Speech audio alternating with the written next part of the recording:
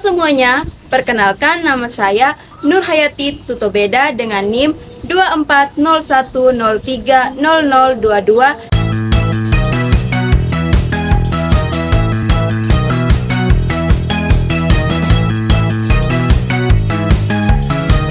Pada video ini saya akan menjelaskan contoh praktik bagaimana menganalisis capaian pembelajaran, kemudian menurunkannya menjadi tujuan pembelajaran, dan selanjutnya menyusunnya ke dalam alur tujuan pembelajaran khusus untuk mata pelajaran matematika fase E.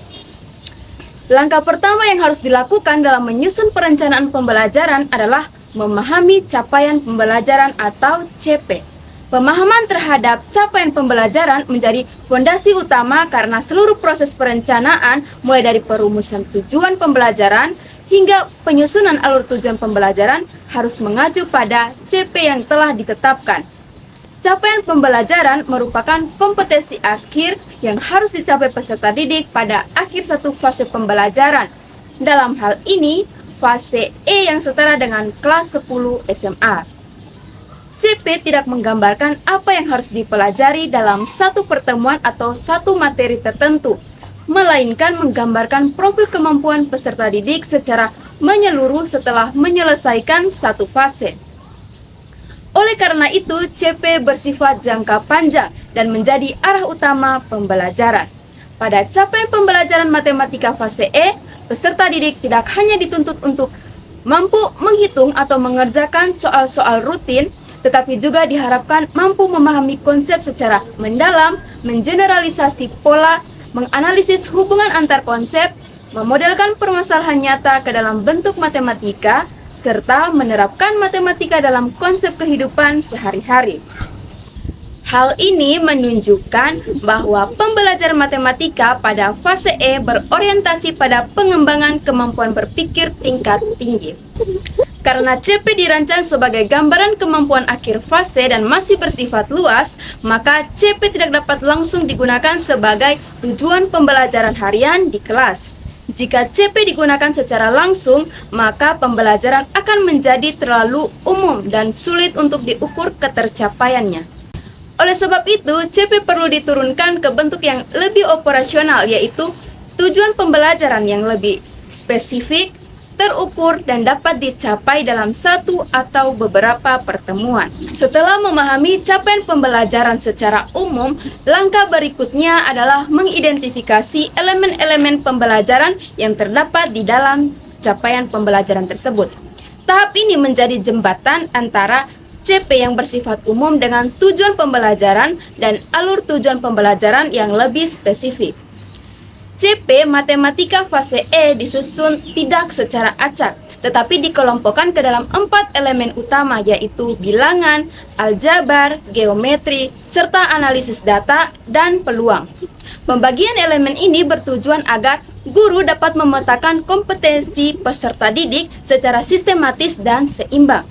Pada tahap ini yang dilakukan guru bukan sekedar menyebutkan elemen, tetapi menganalisis kata kerja dan konten yang muncul dalam capaian pembelajaran. Nah, misalnya ketika capaian pembelajaran menyebutkan kemampuan mengeneralisasikan sifat-sifat bilangan berpangkat, maka kompetensi tersebut secara jelas masuk ke dalam elemen bilangan. Ketika CP menyebutkan kemampuan menyelesaikan sistem persamaan linear atau fungsi kuadrat, maka hal tersebut masuk ke dalam elemen aljabar. Dengan kata lain, guru perlu membaca CP secara cermat dan memetakan setiap kemampuan ke elemen yang sesuai. Proses ini memastikan bahwa tidak ada kompetensi yang terlewat dan tidak ada materi yang keluar dari ruang lingkup CP. Selanjutnya, setiap elemen yang memiliki karakteristik kompetensi yang berbeda. Elemen bilangan menekankan pemahaman konsep dasar dan pola bilangan. Elemen aljabar menekankan kemampuan memodelkan dan menyelesaikan masalah simbolik. Elemen geometri berfokus pada hubungan ruang dan bentuk. Sedangkan elemen analisis data dan peluang menekankan kemampuan mengolah, menyajikan, dan menginterpretasi data. Pemahaman karakteristik ini penting karena akan memengaruhi cara guru menyusun tujuan pembelajaran dan aktivitas belajar. Misalnya, elemen bilangan dan aljabar cenderung membutuhkan latihan analisis dan pemecahan masalah. Sedangkan elemen data dan peluang lebih cocok menggunakan konteks nyata dan data aktual. Dengan mengidentifikasi elemen, guru juga dapat mengatur urutan pembelajaran secara logis.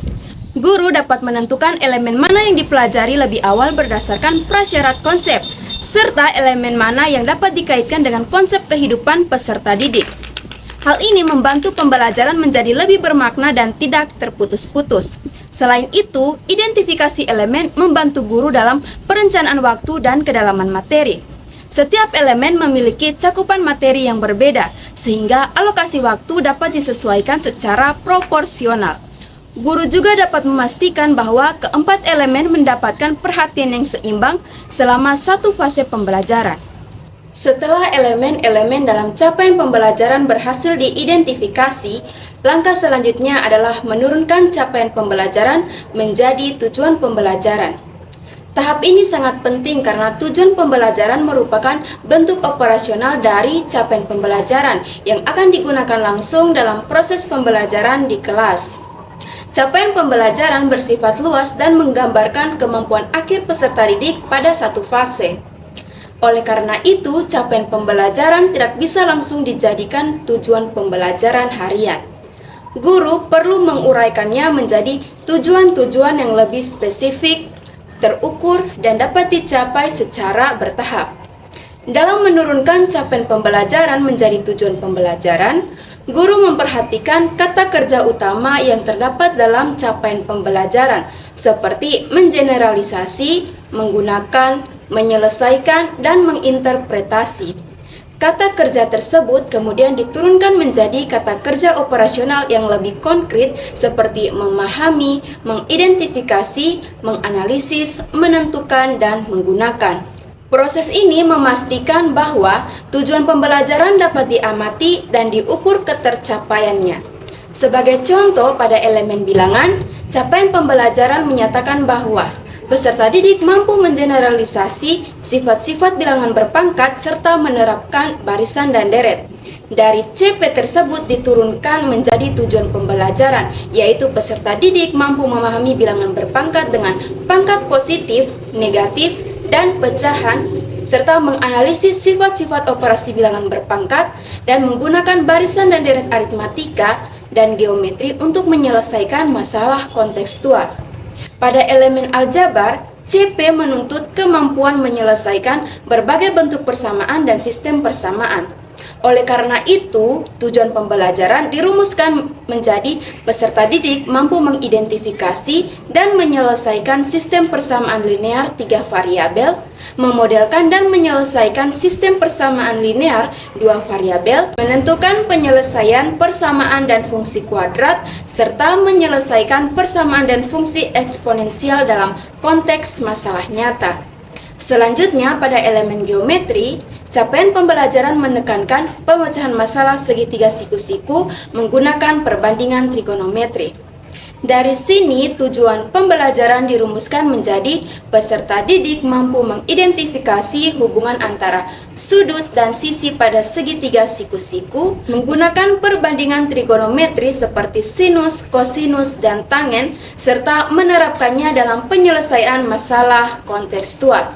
Sedangkan pada elemen analisis data dan peluang, capaian pembelajaran mengarahkan peserta didik untuk mampu mengolah, menyajikan, dan menginterpretasi data serta menentukan peluang kejadian majemuk.